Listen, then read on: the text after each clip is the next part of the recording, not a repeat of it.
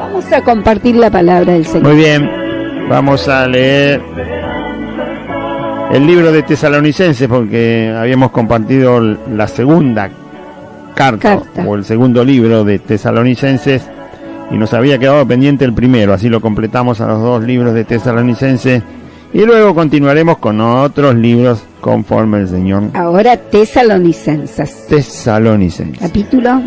El capítulo 1. De primera. De la primera carta a los Tesalonicenses. Tiene 5 capítulos. Hoy leemos el capítulo 1 porque no es muy largo, tiene 10 versículos, así que lo vamos a leer todo. Todito. Y seguimos en los próximos programas. Muy bien. Muy bien. Bien. Dice entonces, la primera carta a los Tesalonicenses, capítulo 1, verso 1 al 10, en el nombre del Padre, del Hijo y del Espíritu Santo, para la gloria del Señor y Salvador Jesucristo. Amén. Dice así: Pablo, Silvano y Timoteo, a la iglesia de los Tesalonicenses, en Dios Padre y en el Señor Jesucristo. ¿Se escucha bien en el fondo? A ver. Sí, está bien ahí, perfecto. Pablo, Silvano y Timoteo, a la iglesia de los Tesalonicenses, en Dios Padre y en el Señor Jesucristo. Gracia y paz sean a vosotros de Dios Padre y del Señor Jesucristo.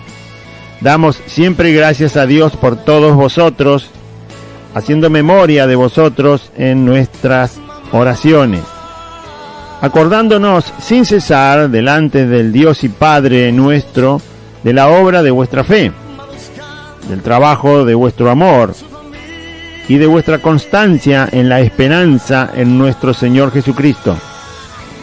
Porque conocemos, hermanos amados de Dios, vuestra elección, pues nuestro evangelio no llegó a vosotros en palabras solamente, sino también en poder, en el Espíritu Santo y en plena certidumbre, como bien sabéis, cuáles fuimos entre vosotros por amor de vosotros.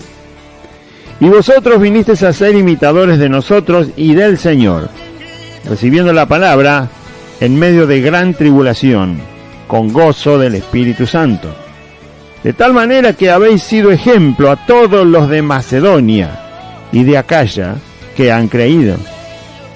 Porque partiendo de vosotros ha sido divulgada la palabra del Señor, no solo en Macedonia y Acaya, sino que también en todo lugar vuestra fe en Dios se ha extendido.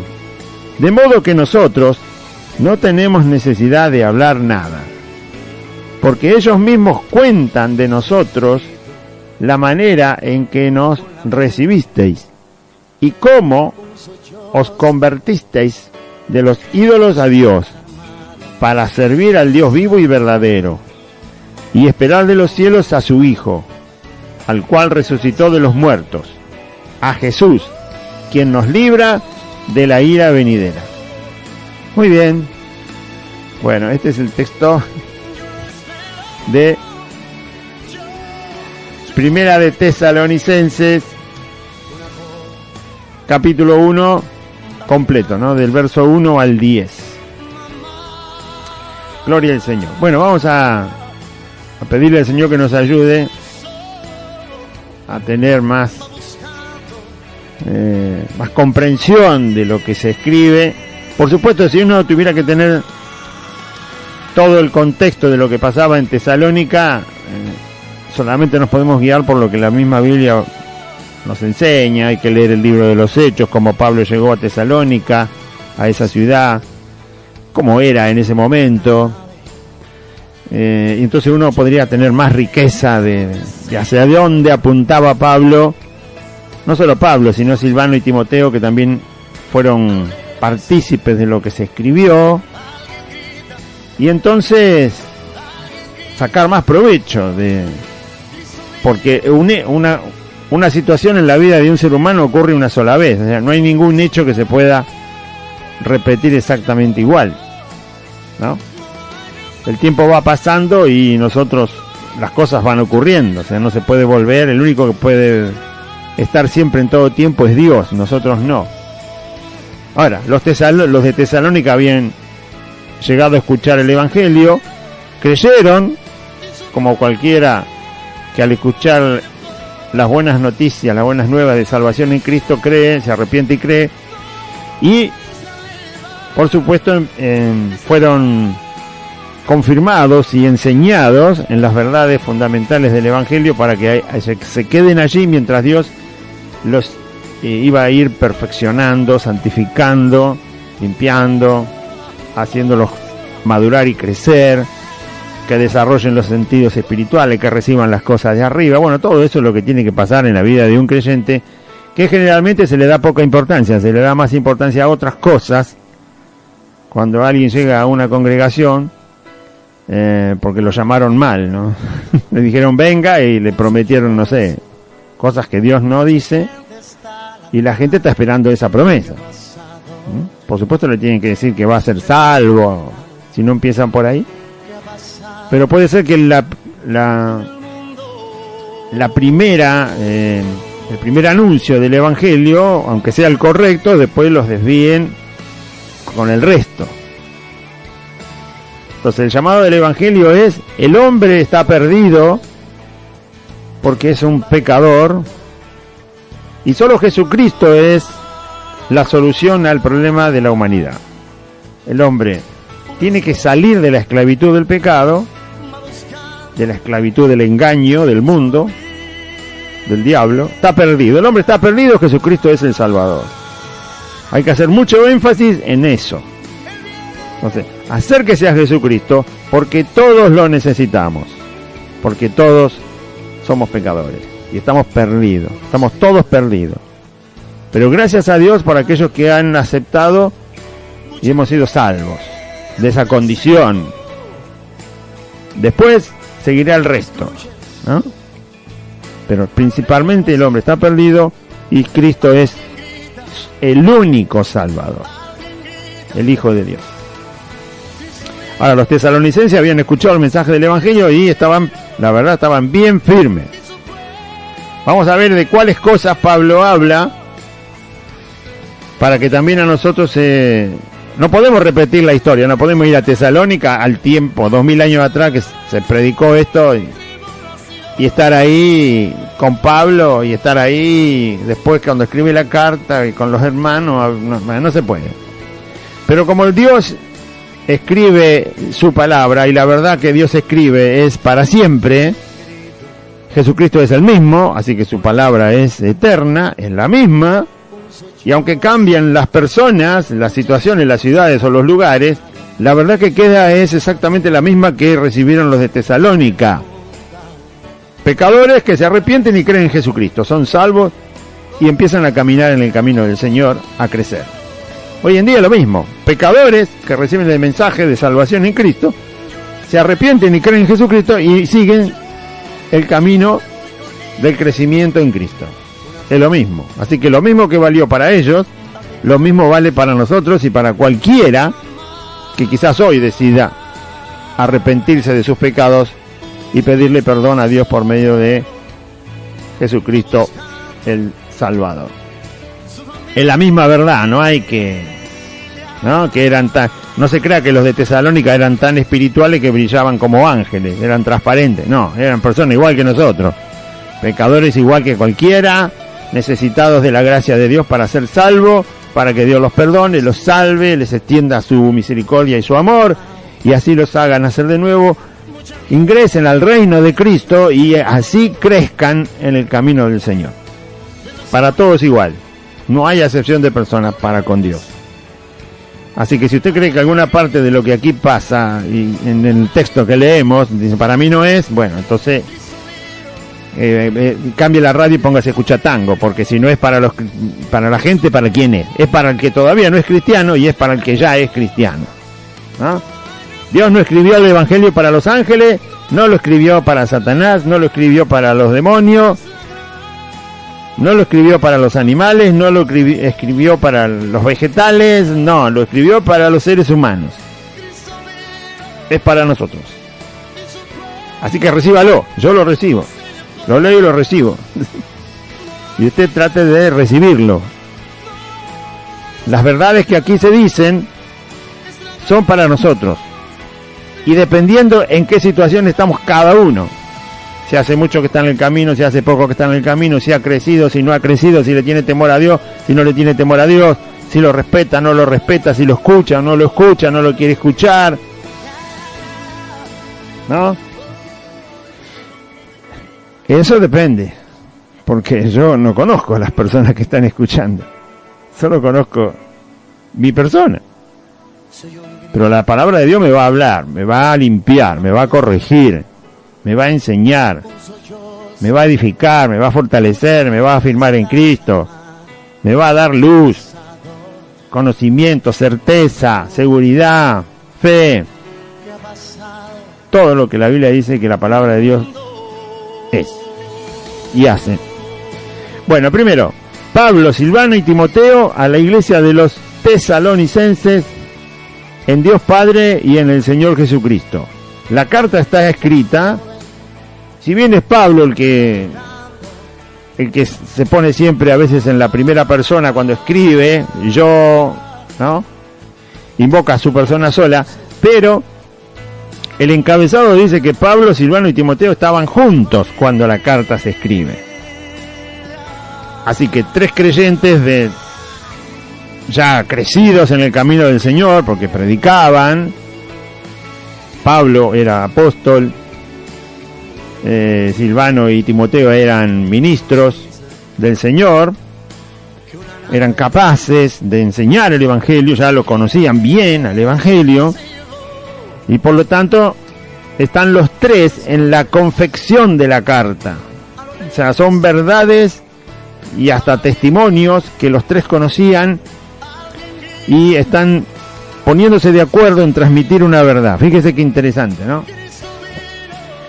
Que por eso la Biblia dice que debemos hablar una misma cosa, pensar una misma cosa, estar unidos en la fe, en el Señor Jesucristo, en el amor, estar de acuerdo, porque tenemos una sola palabra del Señor, no hay 3, 4, 5, 20, ¿no? Y 50.000 interpretaciones acerca de la Escritura. No. Y tampoco hay interpretaciones que quizás después se completan, eso sí, pero no hay interpretaciones de la Escritura que contradiga una a la otra, eso es imposible. Lo que sí hay es más riqueza cuando uno interpreta. Puede venir un ministro a interpretar el versículo y viene otro y completa más interpretación, es decir, más luz, más claridad, más enseñanza, pero nunca contradice. Un verdadero ministro del Señor, un verdadero hijo de Dios, nunca utiliza la palabra del Señor para contradecir otra parte de la palabra del Señor, jamás, sino para confirmar, para aclarar, para enriquecer, pero nunca para contradecir. Así que Pablo, Silvano y Timoteo estaban de acuerdo en todo lo que la carta dice. 3 hermanos, 3 ministros, que de acuerdo a la verdad del Evangelio que les había sido revelado a cada uno, que era la misma, por supuesto, el mismo Evangelio, deciden escribir o anunciar al resto, a una iglesia, verdades del Evangelio. Qué lindo, ¿no? Esto sí tiene que... Esto sí que tiene que estar en los creyentes. Pongámonos de acuerdo para edificarnos todos, para edificar a los hermanos, para que reciban lo que necesitan, para que crezcan, para que se afirmen, para que se le vayan los temores. Ponerse de acuerdo. No, pero cada uno quiere tener su propia opinión y ni siquiera leyó un poco la vida de Cristo en los evangelios. Entonces, Pablo, Silvano y Timoteo, ¿a quién? A la iglesia, a los hermanos que estaban ¿dónde? En Tesalónica. Ya los conocían, ya les habían predicado, ya los habían afirmado en el camino del Señor. ¿Cuál es el deseo? En Dios Padre, en el Señor Jesucristo. Esto quiere decir que eran creyentes verdaderos, ¿sí? En Dios Padre y en el Señor Jesucristo quiere decir que los de Tesalónica eran verdaderos discípulos de Cristo. No eran discípulos que había que rescatarlo porque habían creído alguna cosa vana. No, estaban en el camino del Señor. ¿Cuál es el deseo? Gracia y paz sean a vosotros, de Dios nuestro Padre y del Señor Jesucristo. La gracia de Dios es el favor de Dios para que sigamos creciendo en sus caminos, para que sus promesas se sigan cumpliendo en nosotros. Sin la gracia del Señor todo se detiene. No se asusten. Sin la gracia de Dios, Padre, y del Señor Jesucristo, los creyentes nos quedamos congelados en el freezer. No pasa nada. Cero. Por eso es tan importante la gracia. Dios va a seguir derramando su gracia sobre los creyentes. Pero algunos leen la palabra gracia y dicen, bueno, gracia y paz, amén, dice, ¿y qué será? ¿Nos van a regalar caramelo cuando salimos de la congregación? No, la gracia de Dios es que Dios sigue actuando de acuerdo a lo que Él promete y revela acerca de su persona. No se detiene, sigue adelante, haciendo todo lo que promete que va a hacer en sus hijos. El Salmo 23, usted lo puede leer hoy y decir, qué lindo el Salmo 23, el 91. ¿Sabe por qué? Porque eso se escribió hace miles de años atrás, 2800 años más o menos, 2900 años atrás, pero por la gracia de Dios sigue siendo efectivo. Jesús sigue siendo el pastor del Salmo 23 porque Dios tiene su gracia para con nosotros. Si no lo hubiera escrito ese día y era ese día y se acabó. No, sigue siendo igual. Primero porque es verdad. Segundo porque es eterna la palabra del Señor y nunca cambia. Dios tampoco cambia, pero Dios lo que puede hacer también es detener su gracia. Dios en un momento va a detener su gracia. Cuando termine con la humanidad, se acabó la gracia. Ya no va a poder alguno decir, sálvame Señor Jesucristo, me arrepiento de mis pecados. No, porque ya la gracia se terminó. Es decir, Dios no va a actuar más, que Jesús dijo que eso está en la potestad del Padre, ¿no? El día que se termine todo. Por supuesto Él también lo sabe, pero no lo reveló, porque no tenía por qué revelarlo. Pero el día que se termine todo, la gracia de Dios, es Dios actuando de acuerdo a lo que es y promete, se termina. ¿Por qué se termina? Porque Dios tiene una voluntad que nosotros no conocemos y Dios determina que es el tiempo final. Se acabó. Por más que grite no va a ser salvo nadie. Igual no van a gritar porque no se van a arrepentir, pero para que entienda, ¿no? Por eso la gracia de Dios en la época de Noé terminó cuando cerró la puerta. Dios hizo entrar a Noé, a sus hijos, sus nueras, su esposa, los animales. Esperó una semana. Dios esperó una semana con todos los pasajeros adentro, ¿no? La puerta abierta y todos adentro. Nadie entró. 7 días. Y Dios dijo, no, nadie entra. Y Noé seguía hablando, ¿no? Va a venir la lluvia, va a venir el agua. Dios va a terminar con la humanidad y nadie quería entrar, nadie quería entrar, nadie quería entrar. Y Dios dijo, cierro la puerta. Cuando Dios cerró la puerta, no Noé. Dios cerró la puerta, eso es el fin de su gracia. La gracia de Dios en ese momento era salvar a cualquiera que entrare. Cualquiera. Cualquiera que entrare se salvaba. Esa era su gracia. Cuando cierra la puerta, la gracia se terminó. ¿No? Ya no actuó más de acuerdo a esa promesa. La promesa llegó a su final. Punto. Por eso es necesario que la gracia de Dios esté con los creyentes. Es el deseo de Pablo siempre, de los apóstoles también, que la gracia del Señor esté. Quiere decir, el deseo hacia la iglesia es que Dios siga actuando. Y sigamos comprendiendo y recibiendo a Dios en medio de nosotros como iglesia, e individualmente también, su mano moverse, actuando, ¿no? Imagínense si Dios dice, bueno, la sabiduría se la voy a dar a mis hijos del año 1935, que ya pasó, hasta el 1975, que también ya pasó, y bueno, entonces nos quedamos sin sabiduría. Pero Dios no retuvo su mano, siguió desde siempre dando sabiduría a sus hijos. ¿Por qué? Porque su gracia lo hace posible. Es la voluntad de Dios actuando en nosotros de acuerdo a su propia naturaleza y persona y de acuerdo a lo que Él promete en su palabra. Es Dios actuando. sin merecernos. Dios actúa sin merecernos. Y además paz, que tiene que ver con la misma persona de Cristo. ¿A quién quiere Dios que conozca yo? A Cristo. Usted dirá, ya lo conozco. ¿Lo conoce lo suficiente? Yo no. Así que yo quiero que Dios me lo dé a conocer más. Porque más está el conocimiento de la persona de Cristo, y la paz de Cristo que Él le dio a sus discípulos tiene que ver con Él mismo. Amén.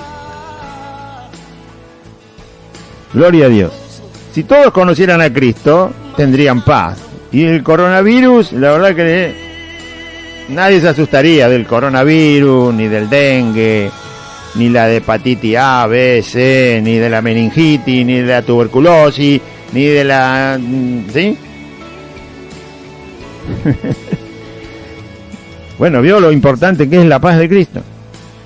Por eso andan todos alborotados. Ya el mundo se está transformando por ese coronavirus, se está transformando para cualquier lado se transforma. Y pasa el coronavirus y viene otra peste, y viene otra cosa peor, y bueno, eso es porque no hay paz, porque no hay conocimiento de la persona del Señor Jesucristo. Por eso el deseo es gracia y paz sean a vosotros de Dios Padre y del Señor Jesucristo. Damos siempre gracias a Dios por todos vosotros, haciendo memoria de vosotros en nuestras oraciones. ¿Por qué daban gracias? Damos gracias, dicen los tres. Por vosotros a Dios. Cuando en nuestras oraciones recordamos sus vidas, la vida de los tesalonicenses. ¿Por qué? ¿Porque eran ricos? No. ¿Porque le habían regalado una 4x4? No. ¿Porque tenían un templo enorme hecho de mármol y no. De bronce con oro. ¿Por qué se acordaban? ¿Por qué se acordaban? ¿Por qué nos acordamos de los hermanos en las oraciones? Que los conocemos, ¿no? Bueno, acá dice por qué se acordaban. Acordándonos sin cesar delante del Dios y Padre nuestro de la obra de vuestra fe. La obra de vuestra fe. Quiere decir que estos hermanos trabajaban por fe y en amor para el Señor. Hermanos leales, fieles para con Dios y fieles para con la obra que Dios encomienda a sus hijos. Por eso se acordaban, porque son fieles por la obra que hacen por fe, por la obra que hacen por fe, no por la carne, por fe. Leíamos en Gálatas que lo que vale cuando uno está en Cristo es la fe que obra por el amor, que ahora lo va a nombrar acá. Verdaderas obras de fe y en amor, verdaderas, no que yo me hago el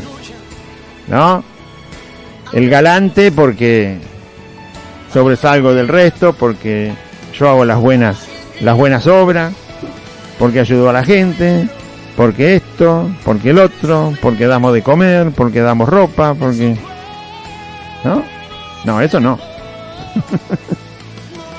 Eso no. Son las obras que Dios preparó en Cristo para nosotros. Sin Cristo nada. Si nos jactamos de hacerla nosotros, ya no es con Cristo, nos jactamos de nosotros mismos. Fíjese qué clase de verdaderos creyentes que eran, ¿no? Ahora, cuando alguien tiene, Jesús dice, se le va a dar más. Pablo, Silvano y Timoteo seguían una regla que habían aprendido del Señor Jesús. Aquel que tiene, se le va a dar más.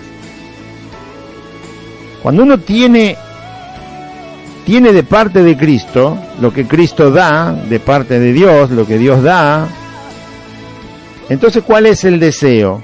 Que reciban más. Es lo que enseña Cristo, su reino es así.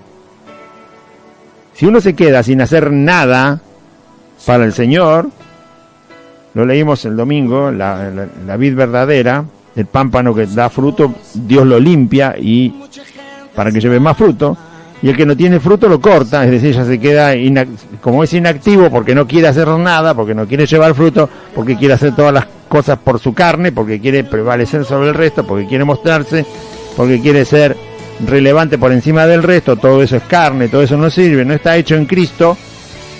Entonces no lleva fruto del Evangelio ni de la fe, y Dios lo corta. ¡Sic!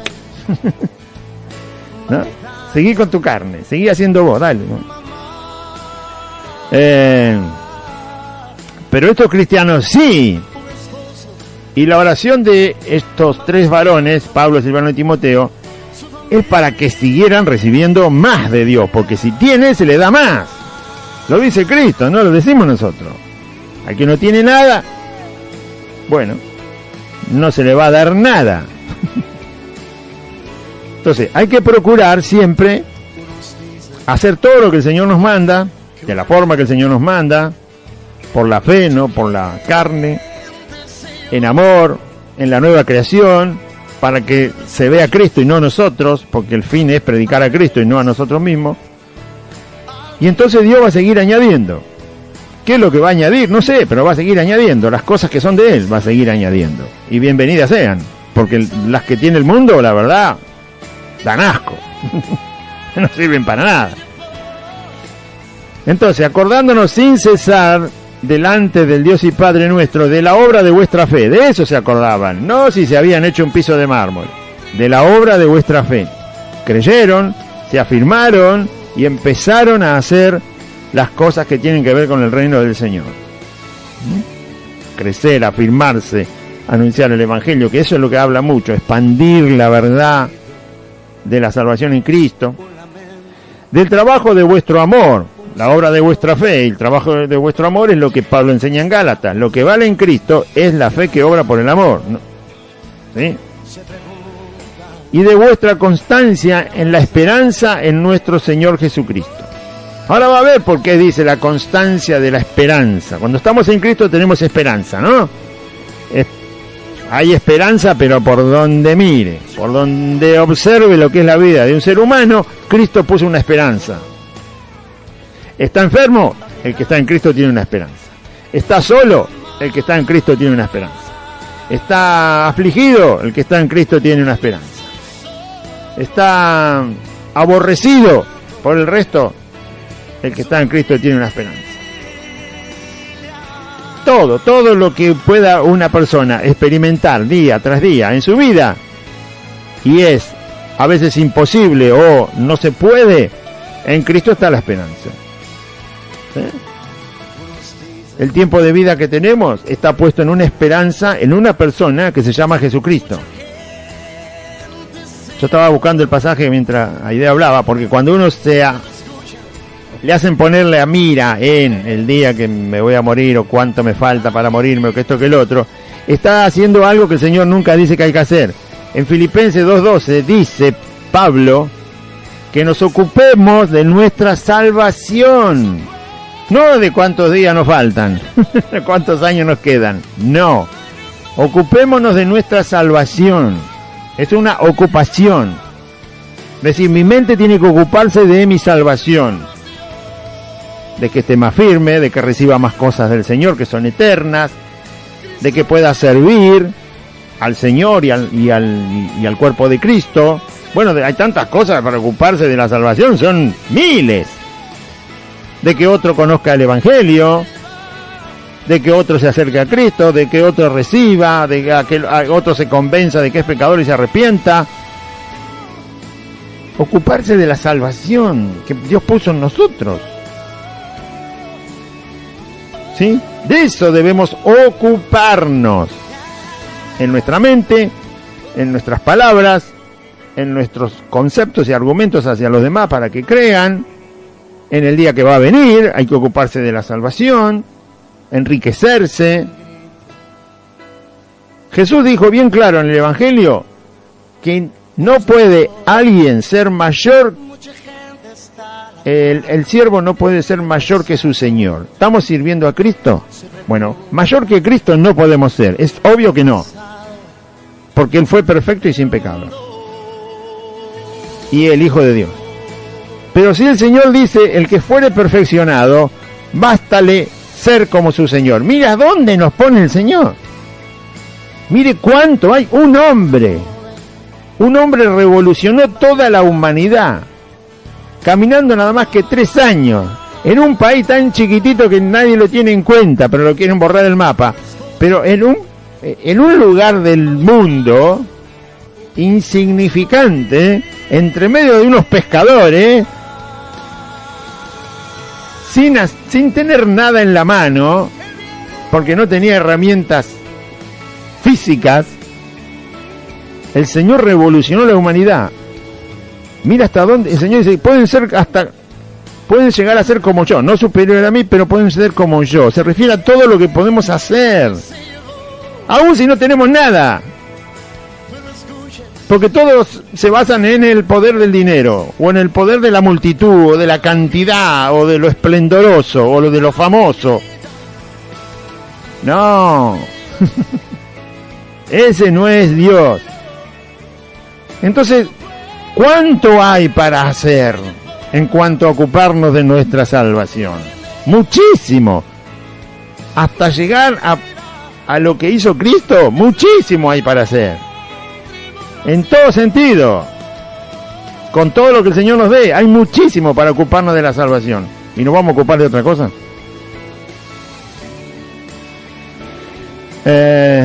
No, hay que ocuparse de la salvación. Con temor y temblor, dice. Es decir, que va en serio, ¿no? Ocuparse de la salvación en serio. Así que a mí no me importa el día que me voy a morir. Ni tampoco me importa si me va a dar 10 años, 100 años, 1000 años el Señor. No me interesa. Lo que me interesa es lo que dice el Señor que me debe interesar. Ocuparme de la salvación que me dio. Teniendo respeto y honra a Cristo y para con todo lo que Cristo manda. Con reverencia, decir, esta es la verdad, Señor, ayúdame a vivirla, compartirla, crecer en ella, a expandirlo, todo lo que tenga que ver con la salvación. De vuestro trabajo,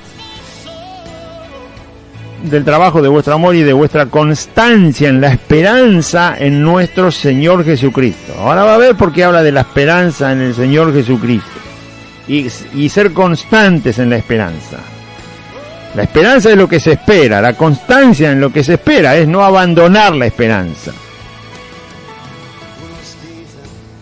Si uno dice yo tengo esperanza, pero la abandona, es decir, que no le importa, disculpe la palabra, 3 maní, entonces usted no es constante en la esperanza, la espera por si pasa. Si pasa, pasa, y si no viene, no viene. No, hay que ser constante en la esperanza. Es decir, el Señor promete cosas y la va a cumplir. Y yo lo espero al Señor, y yo espero al Señor, y yo espero el cumplimiento de las cosas por las cuales el Señor me dijo que yo tengo esperanza. Yo le creo, lo respeto, lo honro al Señor. No dejo que la esperanza venga por si llueve, llueve, y si no llueve, no llueve. Así la esperanza no se espera. No, la esperanza es constante. Amén. Porque nosotros, hermanos, amados de Dios, porque conocemos, hermanos, amados de Dios, vuestra elección. Pablo dice, cuando llegó el Evangelio, nos dimos cuenta que Dios los había escogido a ustedes. Antes no lo conocían, pero cuando les predicó el Evangelio, Dios los escogió. Y él dice, nosotros sabemos, entendemos la elección de vuestras vidas para con Cristo. Pues nuestro Evangelio, dice, no llegó a vosotros en palabras solamente. Pablo predicó el Evangelio cuando llegó a Tesalónica. Pero no era solo las palabras del Evangelio, sino el poder del Evangelio. Escuchen. Pues nuestro Evangelio no llegó a vosotros en palabras solamente, sino también en poder, en el Espíritu Santo y en plena certidumbre, como bien sabéis cuáles fuimos entre vosotros por amor de vosotros. Pablo dice que cuando llegó el Evangelio a la vida de esta gente en esa ciudad, no se convirtió toda la ciudad, pero se convirtieron los que se convirtieron, fue la palabra del Señor, la verdad del Evangelio, y también el poder del Espíritu Santo estaba, era visible, era latente, ¿sí? Entre la predicación del Evangelio estaba el poder del Espíritu Santo manifestándose ahí. No habla acá de señales, prodigios, milagros, no dice nada. Pero si el poder del Espíritu Santo se manifestó, quiere decir que la gente se convirtió de todo corazón, tomó en serio la salvación que el Evangelio promete a todo aquel que se arrepiente y cree en Jesucristo. El poder del Espíritu Santo actuó allí, conforme a la verdad del Evangelio que se predicaba. Así se predica confiados en Dios, que cuando se habla la verdad del Evangelio, todo el poder del Espíritu Santo, que es Dios, está allí para responder a esa verdad del Evangelio que se predica. Y se espera justamente el resultado de ese poder actuando en los pecadores para que se arrepientan. Y que se arrepientan de todo corazón. Para que reciban a Cristo. Y en plena certidumbre, certidumbre significa certeza, tener seguridad. Cuando se predica el Evangelio, se tiene que predicar con seguridad, porque si es verdad de Dios, el Espíritu Santo, que es Dios, va a usar el poder de Dios, que justamente dice la Biblia que tiene el Evangelio, para que los pecadores se arrepientan. Yo no necesito hacer una fiesta de globo de colores, ni guirnalda, ni un festival musical para que aquel pecador se convierta. No, lo que necesito hacer yo y cualquiera que esté en el camino del Señor es anunciar el Evangelio, tal cual como el Señor dice que lo debo anunciar. Y entonces estamos seguros, certidumbre, en total certidumbre fuimos a predicar, dice Pablo, en total seguridad de que el poder del Espíritu Santo iba a actuar, y actuó. Se convirtieron. No hay que hacer asado, ni choripán, ¿no? En las campañas y atracciones superfluas, vacías, porque después el Espíritu Santo no actúa por los circos que hagamos nosotros. El Espíritu Santo, el poder del Espíritu Santo, va a obrar primero soberanamente, porque no tiene que pedirle permiso a nadie, ni pedirle opinión a nadie para hacer lo que tiene que hacer el Espíritu Santo, porque es Dios. Va a actuar con soberanía, con absoluta soberanía. Va a hacer lo que bien le place, porque es Dios. Pero nosotros vamos a ver manifestado su poder, el poder del Espíritu Santo, cuando anunciamos el Evangelio según verdad, y en verdad y en amor. Entonces vamos a ver el poder del Espíritu Santo manifestado, que luego sigue obrando en la vida del pecador que se arrepintió. Escuche.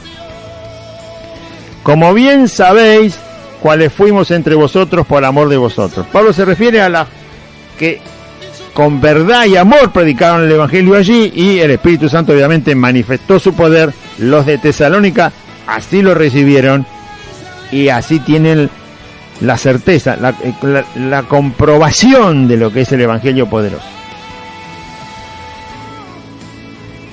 Y vosotros vinisteis a ser imitadores de nosotros en el Señor. Fíjese, cuando se predica la verdad, el Espíritu Santo obra con el poder de Dios, responde a esa verdad que es el Evangelio del Hijo de Dios, de Cristo, y la persona que se convierte en esa forma en que se presenta el Evangelio, inmediatamente recibe el Evangelio y empieza a imitar, ¿sí?, la vida de los que ya tienen el Evangelio, de los que ya tienen a Cristo. Ustedes fueron los que nos imitaron a nosotros y al Señor.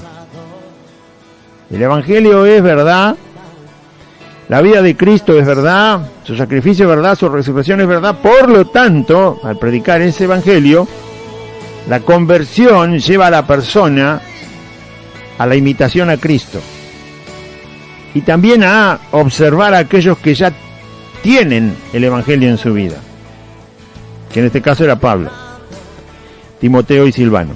Vinisteis a ser imitadores de nosotros y del Señor, recibiendo la palabra en medio de gran tribulación, con gozo del Espíritu Santo.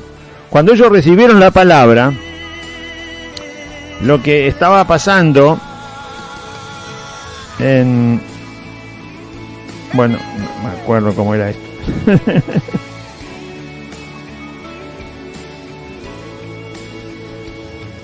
Ahí está.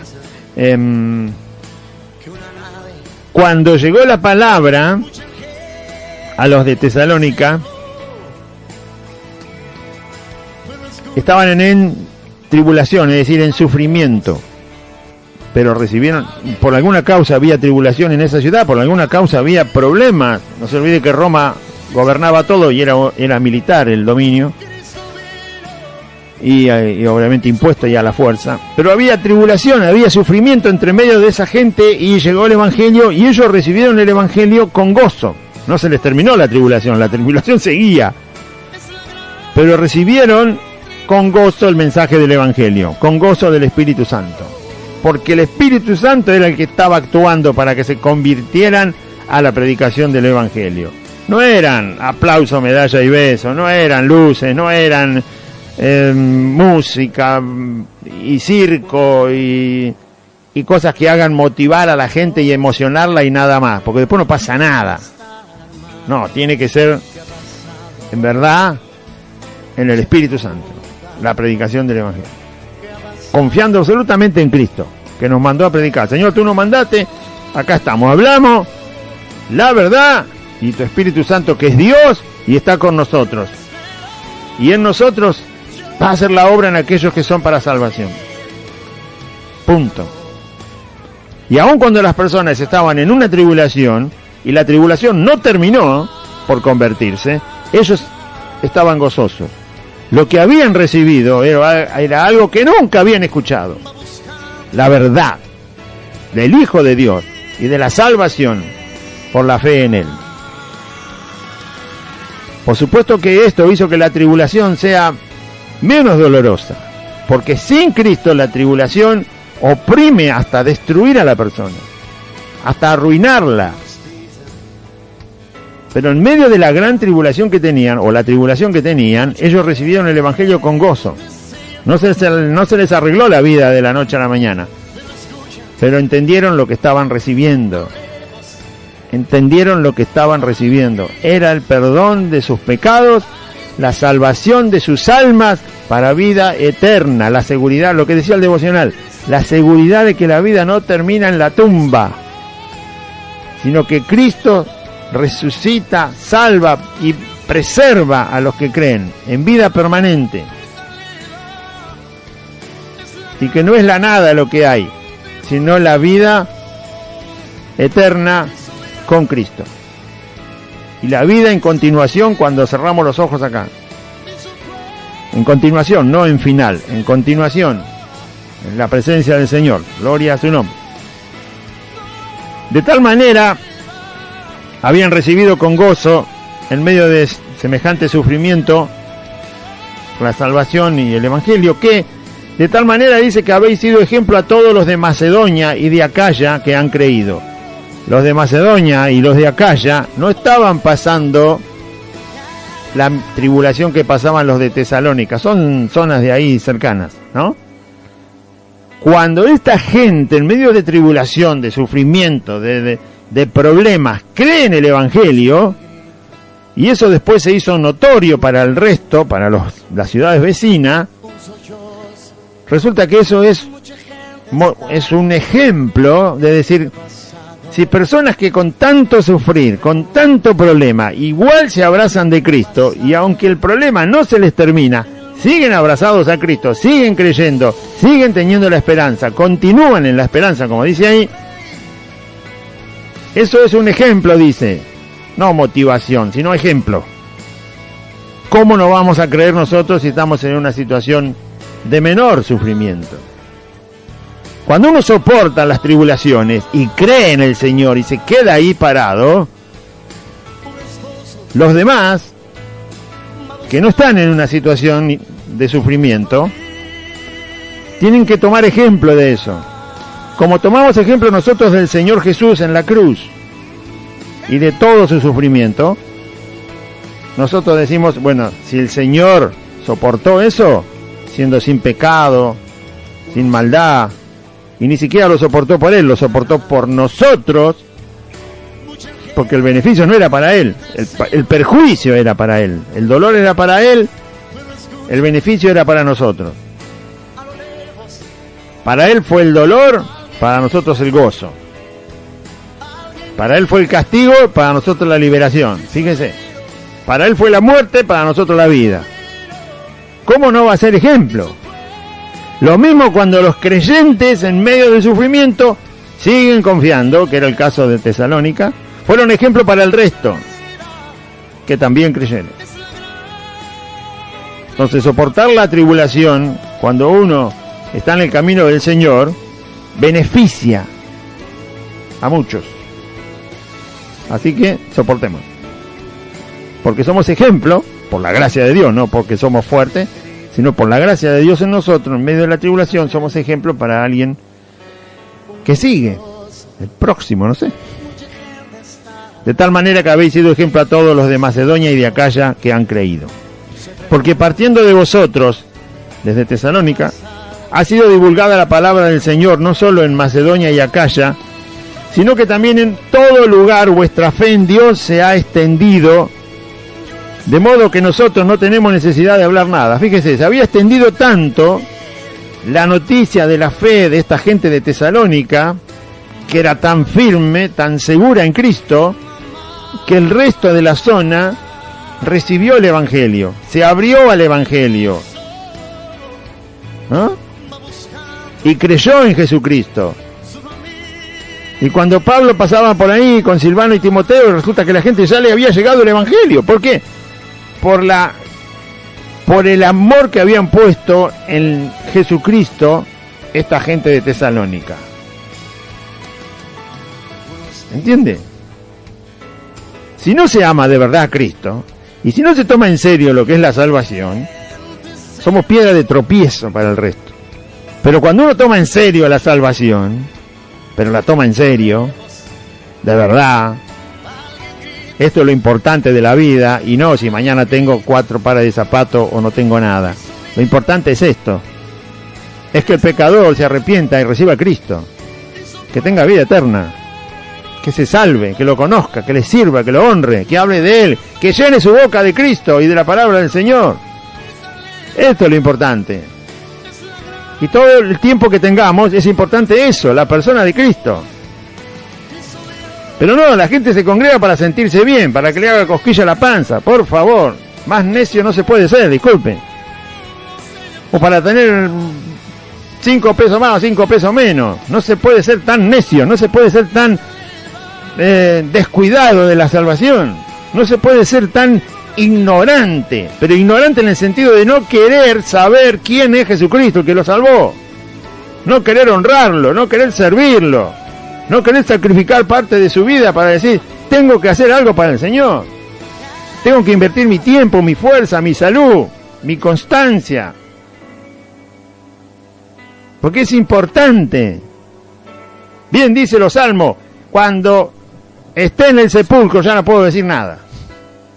Y es verdad. Hay que decirlo ahora.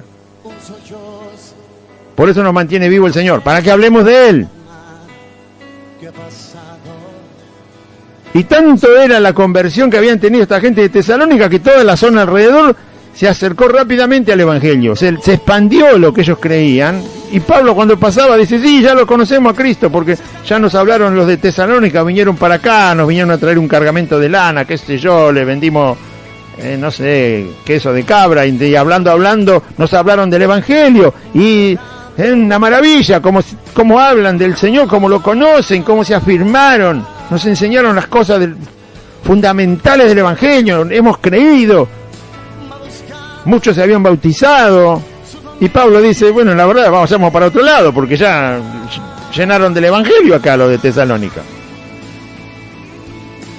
Porque ellos mismos cuentan de nosotros la manera en que nos recibiste. Ellos empezaron a hablarles el Evangelio justamente de la forma en que les llegó y con las personas que les llegó. Con Pablo, con Silvano y Timoteo, llegaron a Tesalónica, hablaron el Evangelio, y los de Tesalónica, cuando expandían el Evangelio, hablaban la forma en que les llegó, como nosotros decimos, sí, me habló mi tía, mi primo, mi sobrino, el que me conocía, el compañero de trabajo, y nosotros compartimos cómo nos llegó el Evangelio. Involucramos a las personas que en realidad nos llevaron al camino de Cristo, Y lo mismo hicieron los de Tesalónica. Pablo pasaba y la gente le contaba que ya lo conocían. ¿Cómo me conocen?, dice Pablo. Y los de Tesalónica nos contaron que vos les llevaste el evangelio, que les predicaste, que esto. ¡Qué maravilla! Por eso vale la pena, y dice la Biblia, nos gozamos en los que atraviesan tribulaciones. ¿Por qué? Porque si permanecen en medio de las tribulaciones, firmes y constantes en el Señor, predicamos el evangelio, hermano, hablamos la verdad de Cristo, y no nos importa lo que nos pase alrededor. Y así la gente lo recibe, porque tiene el ejemplo de Cristo a la vista. No que nosotros somos igual que Cristo, sino que Cristo puso al mundo en un lugar absolutamente secundario. El mundo, me refiero a lo que el mundo le da valor, lo puso en el lugar correcto que debe tener, en la vanidad. El mundo es vano, Cristo es vida. El mundo es vano. ¿No quiere hacerse un paseíto por China? ¿No le gusta tomarse un avión ahora? Ahora nadie quiere ir a China de vacaciones, ¿no? ¿A Italia? ¿No quieren ir a Italia? Se está llenando de infectados. ¿Nadie tiene pasaje para ir a Roma este año? ¿Qué pasó? El gobierno de Italia está viendo cómo va a hacer para que las empresas no se fundan. Mire usted. ¿Por qué? Porque Italia depende del turismo. Si no le van turistas, la alcancía se le vacía. Y con este problemita del coronavirus, nadie quiere ir, porque ya se infectaron más de 2.000 personas en Italia. Y Italia es chiquitito, no hay lugar para esconderse. Ah, ¿vio? Que el mundo es vano. ¿Cómo? Ahora no hay que ir al Coliseo a ver las ruinas ahí en Roma, el Vaticano, para conocer las maravillas del turismo. Se acabaron las playas de aguas azules. Nadie quiere ir ahora. Bueno, el mundo es vano, el mundo es vano. En los barcos tiene que controlar quién sube, a ver si están enfermos, si están contagiados, en los aviones, en los aeropuertos, en las entradas y salidas a los aeropuertos, en lugares donde hay mucha gente. Ay, ay, ay. Pero los hijos del Señor, eso no nos importa, porque tenemos una promesa. El Señor guarda nuestras vidas aún de la peste. Salmo 91. ¿O no? Y las promesas del Señor en Marcos 16. ¿O no? Bueno, claro, si no lee la Biblia nunca se entera. Tómelo en serio al Señor, porque el mundo es vano y Cristo es vida. Verdadera vida, verdadera comida, verdadera bebida, su sangre. El verdadero principio y fin de la vida es Cristo. Fin en el sentido a dónde vamos, no que se termina para los impíos, no para nosotros. Y así los tesalonicenses lo transmitieron con certeza, con seguridad, con constancia, aún en medio de problemas.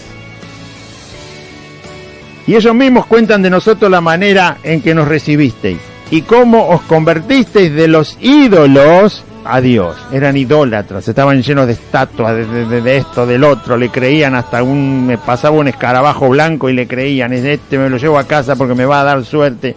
Cualquier tontería creían.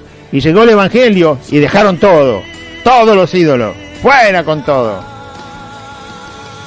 Y se abrazaron de Dios por la fe en Cristo, para servir al Dios vivo y verdadero. Empezaron a servirle al Señor inmediatamente.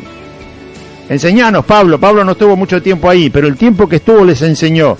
Cristo hizo esto, en la cruz pasó esto, ustedes se convirtieron y esto es lo que pasó en el cielo, esto es lo que van a percibir en la tierra, porque Dios va a estar con ustedes, porque el Espíritu Santo los va a guiar, porque el poder va a estar, no porque ya son salvos, porque la sangre los limpió, les empezó a aplicar toda la resurrección, todo, la certeza de la salvación, la comunión con Dios, poder oír a Dios y conocerlo, el Espíritu Santo en ustedes va a estar y los va a guiar, les va a enseñar todo, les enseñó todo lo más posible y volaron, pero a predicar el evangelio.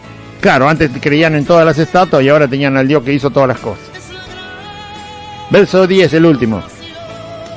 Y esperar de los cielos empezaron a servir al Dios vivo y verdadero y esperar de los cielos a su Hijo, la esperanza máxima, ¿no?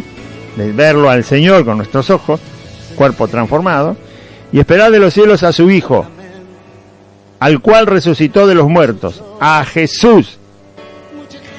¿Estamos esperando al Señor? ¿O está esperando que el mundo se arregle? ¿Está esperando que se arreglen las cosas en el mundo? En el mundo las cosas no se arreglan, porque está en tinieblas. Se arreglan en la vida de aquel que se arrepiente como pecador y le pide a Cristo que sea su Salvador y Señor. Esperad de los cielos a su Hijo, al cual resucitó de los muertos, a Jesús, quien nos libra de la ira venidera. La ira venidera es, si usted no lo sabe, la destrucción de la humanidad, el fin de la humanidad, ¿sí? No que un meteorito, no. Cuando Dios determine el fin de la humanidad, de todos los hombres, bueno, esa es la palabra, la ira venidera. Pero a nosotros el Señor nos llamó a vida eterna. Gloria a Dios. Justamente ahí dice, para librarnos de la ira venidera. Porque si no estábamos todos en ese momento, vivos o muertos, para condenación. Vamos a orar. Diga así conmigo, acompáñeme en una oración y diga: Padre Celestial, en este día escuché tu palabra y yo confieso que Jesucristo es el Señor y creo en mi corazón que Dios lo levantó de los muertos. Señor Jesús, te pido perdón por todos mis pecados. Me arrepiento de mis pecados. Te ruego, Jesús, que vivas en mi corazón, que me des tu Espíritu Santo y anotes mi nombre en el libro de la vida. Te doy gracias, bendito Dios y Padre, por Jesucristo, mi Salvador. Y renuncio a Satanás y a los demonios, al mundo, al pecado, a la voluntad de mi carne, a toda maldad, a toda enfermedad. Y te doy gracias, bendito Dios y Padre, una vez más, por la salvación que me regalaste, por la fe en tu Hijo Jesús. Amén y amén. Muy bien, audiencia, recuerde los números de teléfono: 5142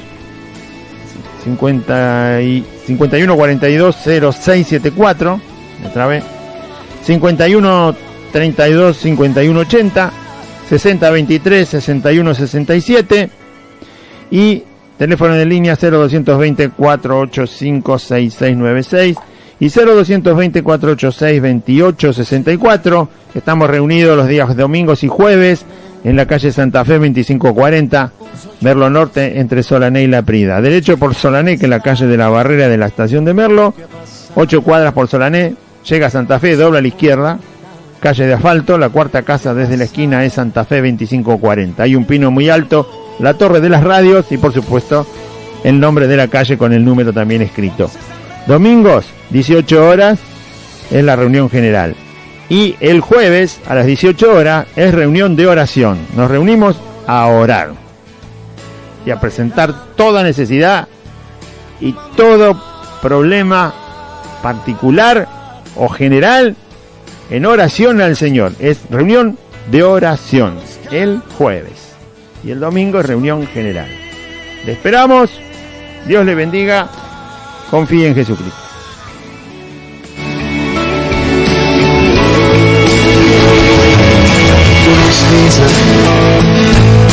Que una nave lucha